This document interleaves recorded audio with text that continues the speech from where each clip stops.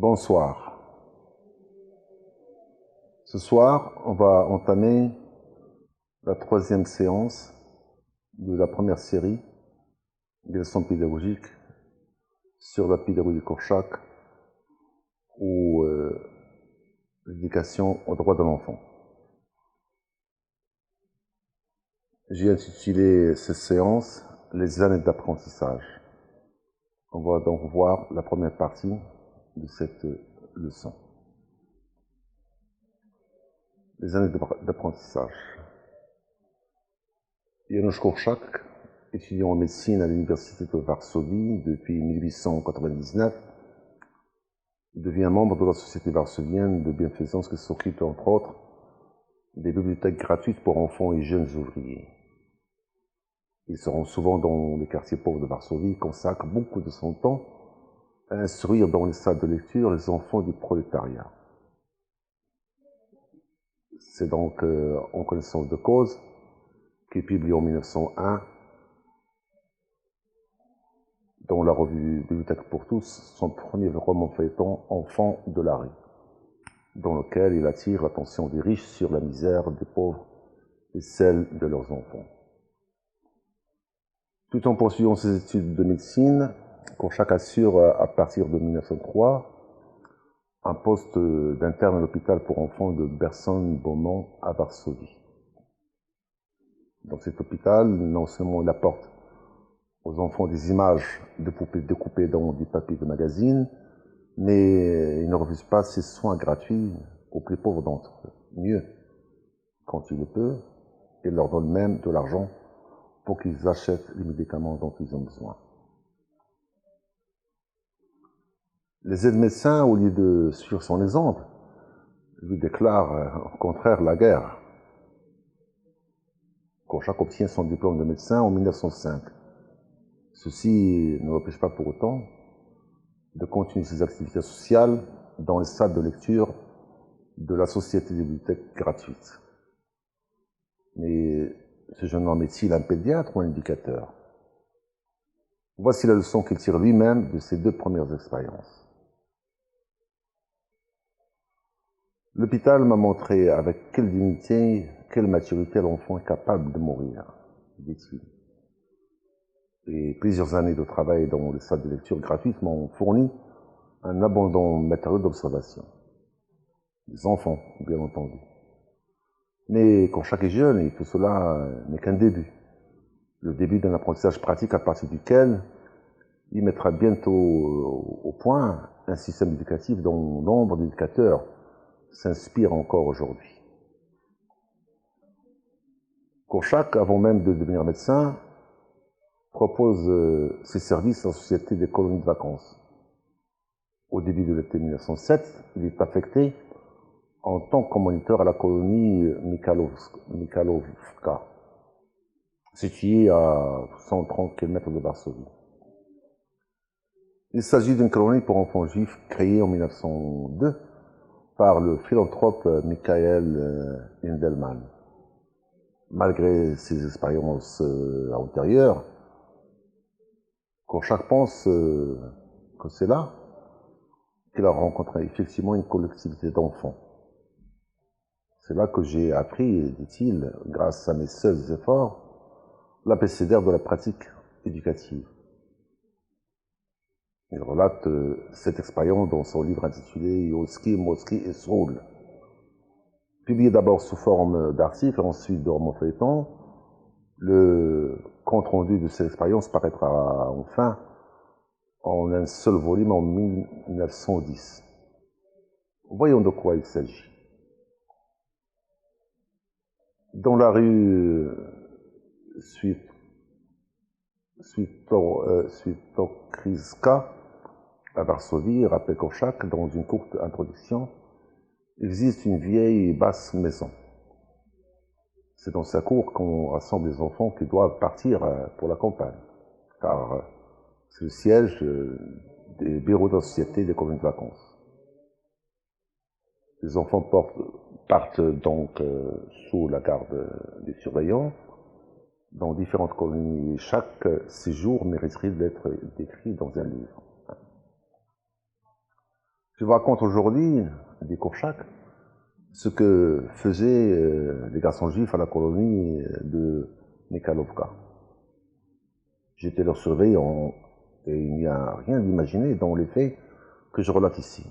Je rapporterai seulement ce que j'ai vu et entendu. Ce livre est donc un compte-rendu d'une expérience éducative pratique. Korchak l'a voulu ainsi. Tant mieux. Tant mieux, d'autant plus qu'on ne sait pratiquement rien sur cette expérience qui, comme on va le voir, constitue avec ses expériences antérieures la base de sa future pédagogie.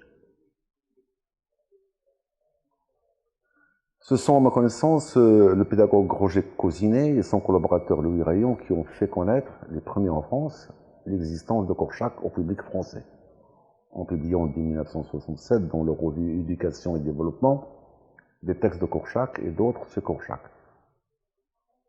Ces textes sont introuvables aujourd'hui, la revue en question ayant cessé de paraître en 1980. C'est donc avec l'aimable autorisation de son ancien directeur, M. Louis Rayon, auteur lui-même d'un ouvrage important d'études de Roger Cosinet, que je reproduis ici un long extrait de la première traduction française d'un des chapitres de Colonies de vacances. Écoutons. C'est Korchak qui raconte. Monsieur, raconte Korchak, il me pousse, il me jette du sable, il a pris ma cuillère. Il se bat et l'empêche de jouer, s'il vous plaît, monsieur.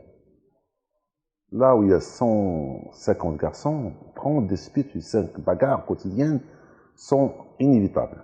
Et là où elles ont lieu, un tribunal est nécessaire. Il doit être juste, jouir de confiance et d'autorité. Et nous avions justement ce genre de tribunal à Mikhailovka. Il était composé de 3 juges que les garçons avaient choisis par vote. Toutes les semaines, ce vote était renouvelé. Les résultats affichés sans certaines fluctuations. Il arrivait qu'après 3 semaines de consultation, les mêmes juges fussent choisis la semaine suivante, s'étant avérés satisfaisants. Le jugement a lieu soit sous la véranda, soit dans la forêt. Les juges sont assis sur des chaises, les inculpés et les témoins sont assis sur un banc et le public se tient derrière le banc. L'huissier veille à ce que tout se passe dans l'ordre. Le surveillant, qui est en même temps procureur et avocat plaidant, note l'affaire dans un épais cahier à couverture noire. Le procès terminé, les juges s'en vont pour délibérer. Le verdict est annoncé par un coup de sonnette. Fils bien a lancé une pierre qui a heurté la jambe de Olzine. Pas trop fort, mais Olzine a pleuré quand même. As-tu lancé une pierre à Olzine? Non. Mais les gens ont vu que Olzine tenait sa jambe en pleurant. Ce n'est pas vrai, rétorque Fisbin. Et Olzine n'a pas pleuré. Suivent les déclarations des témoins. Le tribunal prévient que le mensonge est sévèrement puni. On a établi le lieu et le moment du forfait, le nombre et les noms des témoins. On interroge de nouveau le coupable, qui n'est toujours. Ensuite, les témoins qui réaffirment avoir vu Fisbin lancer la pierre et des pommes de pain à Olzine. As-tu lancé des pommes de pain à Olzine? Oui, des pommes de pain, j'en ai lancé. Pourquoi? Parce que j'en avais trop et je ne savais pas quoi en faire. Pourquoi ne pas les avoir jetés? C'était dommage de les jeter. Le public rit. Est-ce que parmi les pommes de pain, il y avait aussi des cailloux? Je ne sais pas. Le tribunal, prenant en considération le jeune âge de Fisbin, le condamne à 10 minutes de cachot. Parfois, les deux parties accusent, ce que l'on verra dans l'affaire suivante. La dispute est survenue pendant qu'on faisait le lit dans le dortoir. Alors, c'est arrivé comme ça. Moi, je faisais mon lit et il m'a poussé. Je voulais repousser, il m'a lancé l'oreiller. Alors, j'ai ramassé l'oreiller et il m'a frappé. Oh, le menteur. C'est toi le menteur. Silence. Il est interdit de se disputer au tribunal. Mais c'est lui le premier. On te demande de répondre oui ou non. Mais c'est lui le premier. Y a-t-il des témoins? Tout le monde a vu. C'est impossible. Le tribunal demande deux noms de témoins. Lequel de vous se trouvait tout près et a tout vu? Je ne sais pas. L'as-tu poussé? Quand j'étais en train de faire mon lit, nous le savons déjà. Réponds brièvement. Oui ou non? Non.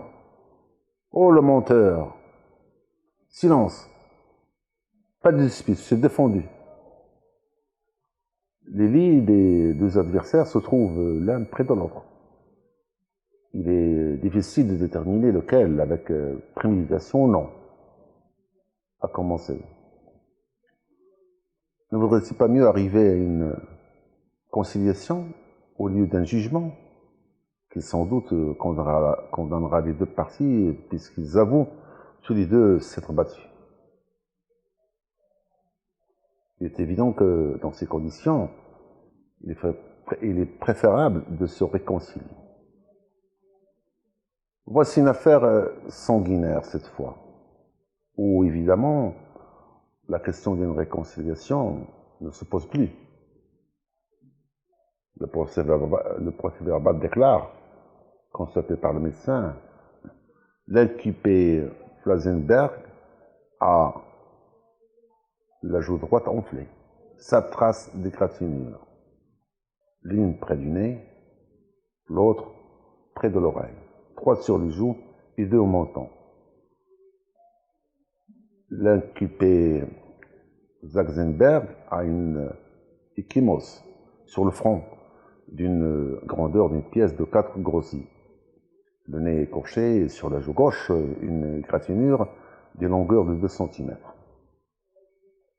Personne n'avait assisté au début du combat, mais le déroulement de la bataille fut décrit par de nombreux témoins.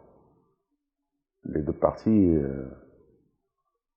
tenaient beaucoup à la réconciliation, mais vu les traces trop évidentes de la lutte, les deux adversaires de cette escarmouche furent condamnés à 15 minutes de cachot.